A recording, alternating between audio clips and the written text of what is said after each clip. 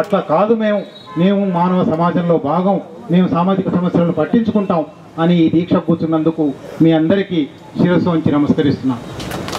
అయితే మీరు ఇవాళ ప్రారంభిస్తున్న, మీరు 2 నెలల పాటు అక్కడ తిరిగి సమస్య ఏమిటో తెలుసుకొని ఇవాళ ఇక్కడ ప్రారంభిస్తున్న పోరాటం ఇవాళ మీరే ప్రారంభించింది కాదు. ఇప్పటివరకు వినున్నారు దుశ్శల సత్యనారాయణ గారు, నల్గొండ జిల్లా ప్రజలు ఎంతో కాలంగా పోరాడుతూ ఉన్న సమస్య. ఈ సమస్య చాలా విశాలమైన సమస్య. ఇది ఆరోగ్యపరమైన సమస్య, పర్యావరణపరమైన సమస్య, సామాజికమైన సమస్య, తెలంగాణ ప్రత్యేక రాష్ట్ర ఆకాంక్షలకు సంబంధించిన సమస్య, రాజకీయమైన సమస్య. ఒక్కొక్క సమస్యకు ఒక్కొక్క రకంగా పరిష్కారం చూడవచ్చు. ఇది ఆరోగ్యాన్ని ఎట్లా పరిష్కరించాలి అని చాలా పరిష్కారాలు ఆలోచించవచ్చు, చాలా రకాల ప్రయత్నాలు చేయొచ్చు, చాలా చర్యలు తీసుకోవచ్చు.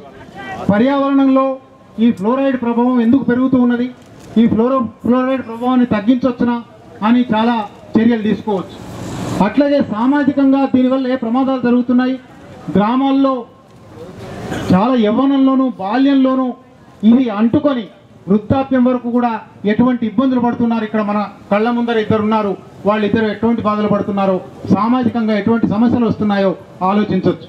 కానీ ముఖ్యంగా మీ నెటిజన్స్ దృష్టికి నేను తీసుకోదలుచుకున్నది 2 తీవ్రమైన సమస్యలను, తీవ్రమైన కోణాలను ఆలోచించవలసి ఉన్నది. మొట్టమొదటిది రాజకీయ కోణం. మీకు రాజకీయాలతో సంబంధం లేదని, రాజకీయాలతో సంబంధం ఉండకూడదని అనుకునే వాళ్ళు కూడా మీలో చాలామంది ఉండొచ్చు. కానీ ఈ సమస్య చూసిన తర్వాత, ఈ సమస్యను అధ్యయనం చేసిన తర్వాత, ఆ బాధితుల కష్ట నష్టాలు మీరు కళ్ళారా చూసిన తర్వాత మీరు గుర్తించవలసింది 60 సంవత్సరాలుగా ఈ దేశంలో పాలన ఎంత దుర్మార్గంగా సాగుతుంది అని. 60 సంవత్సరాలుగా ఈ సమస్య గుర్తింపుకొచ్చున్నది. 60 సంవత్సరాలుగా ప్రతి ప్రభుత్వానికి ఈ సమస్య తెలుసు. 10 లక్షల కోట్ల రూపాయల కేంద్ర బడ్జెట్, 1,00,00,000 కోట్ల రూపాయల రాష్ట్ర బడ్జెట్, దాంట్లో 1000 కోట్ల రూపాయలు ఖర్చు పెడితే పరిష్కారం అయ్యే సమస్య. కానీ ఇంతవరకు ఎవరు పరిష్కారం చేయలేదు. చాలామంది పెద్దలు ఇక్కడ మాట్లాడున్నారు, కేంద్ర ప్రభుత్వంలో చేసాం, రాష్ట్రం చేయలేదని. ఈ నెపాలు వేసుకోవడం, ఒకళ్ళ మీద ఒకళ్ళు నెపం వేసుకోవడం కాదు. రాష్ట్రం చేయలేదని కేంద్రం, కేంద్రం చేయలేదని రాష్ట్రం, ఆ పార్టీ చేయలేదని ఈ పార్టీ, ఈ పార్టీ చేయలేదని ఆ పార్టీ. ఎవరైనా సరే బాధితుల వైపు నుంచి చూసినప్పుడు 60 ఏళ్లుగా ఎవరు చేయలేదు. బాధితుల వైపు నుంచి చూసినప్పుడు నెట్ రిజల్ట్ ఏమిటి, అవుట్పుట్ ఏమిటి? 60 ఏళ్ల తర్వాత కూడా సమస్య ఎక్కడ వేసిన గొంగడి అక్కడలాగానే ఉన్నది. అంటే రాజకీయ పార్టీలు, ప్రభుత్వాలు, కేంద్రాలు, రాష్ట్రాలు అందరూ కలిసి ఉమ్మడిగా చేసిన ద్రోహం ఇది. కనుక రాజకీయ సమస్య, రాజకీయ కోణం దీని మీద అర్థం చేసుకోదలుచుకుంటే అన్ని రాజకీయ పార్టీలు, ఈ దేశంలోని పార్లమెంటరీ రాజకీయ పార్టీలన్నీ, ఈ దేశంలో పార్లమెంటరీ రాజకీయ వ్యవస్థ అంతా ప్రజలకు దూరం అయిపోయి ఉన్నది. ప్రజలకు, ప్రజా సమస్యలకు, పార్లమెంటరీ రాజకీయాలకు ఒక డిస్కనెక్ట్ వచ్చి ఉన్నది. ఒక డెఫిసిట్ ఆఫ్ గవర్నెన్స్ నడుస్తూ ఉన్నది. ఆ డెఫిసిట్ ఆఫ్ గవర్నెన్స్ ను తీర్చిదిద్దవలసిన బాధ్యత నిజానికి మీలాంటి చాలా ప్రపంచ విజ్ఞానంతో దగ్గరి సంబంధం ఉన్న, యాక్సెస్ ఉన్న నెటిజన్స్కే సాధ్యం. కనుక మీ రాజకీయ బాధ్యతలను నిర్వహించడానికి కూడా మీరు ముందుకు రావాల్సినది. అట్లాగే రాజకీయ బాధ్యతలను, రాజకీయ కోణాలను చూడడంతో పాటే మీకు చాలా స్పష్టంగా అర్థమైంది ఈ పాటికే. తెలంగాణ నెటిజన్స్ ఫోరం అని పెట్టుకున్నారంటేనే మీకు అది అర్థమైనందుకు దానికి గుర్తు ఇది 54 సంవత్సరాలుగా పాలిస్తున్న ఒక వలస పాలన ప్రభుత్వం ఒక జిల్లాలో కొన్ని లక్షల మంది బాధితులు ఉన్న సమస్యను పరిష్కరించడానికి కనీసమైన ప్రయత్నం చేయలేదు. అది ఒకవేళ నిజంగా ప్రత్యేక తెలంగాణ రాష్ట్రం ఉండుంటే, ప్రత్యేక తెలంగాణ రాష్ట్రంలో నల్గొండ జిల్లా ప్రాతినిధ్యం తన సమస్యల పరిష్కారం కోసం పోరాడి ఉంటే, నల్గొండ జిల్లాకు ఇవాళ ఉన్న ప్రాతినిధ్యంలాగా కోస్తాంధ్ర, రాయలసీమ పాలకుల చంకలో దూరే దళారీ పాలకులు కాకపోయి ఉంటే నల్గొండలో ఈ సమస్య పరిష్కారం అయి ఉండేది. కనుక తెలంగాణ ప్రత్యేక రాష్ట్ర ఏర్పాటు అనేది ఈ ఫ్లోరోసిస్ బాధితుల పరిష్కారానికి ఒక మొదటి మెట్టు. అదే ఆ మొదటి మెట్టుతోనే పరిష్కారం అయిపోతుందని కూడా మీరు ఆలోచించవద్దు, ఒక భ్రమపడవద్దు.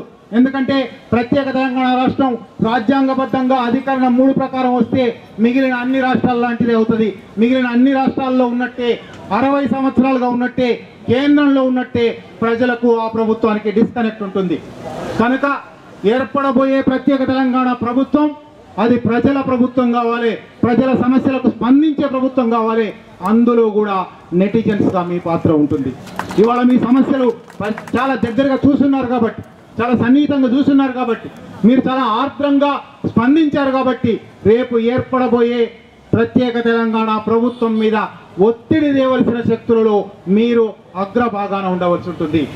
నల్గొండ జిల్లా ఒక తెలంగాణకు మాత్రమే కాదు, ఆంధ్రప్రదేశ్కు మాత్రమే కాదు, మొత్తం దేశానికే ఒక వేగు చుక్క అయిన పోరాటాన్ని నడిపిన జిల్లా.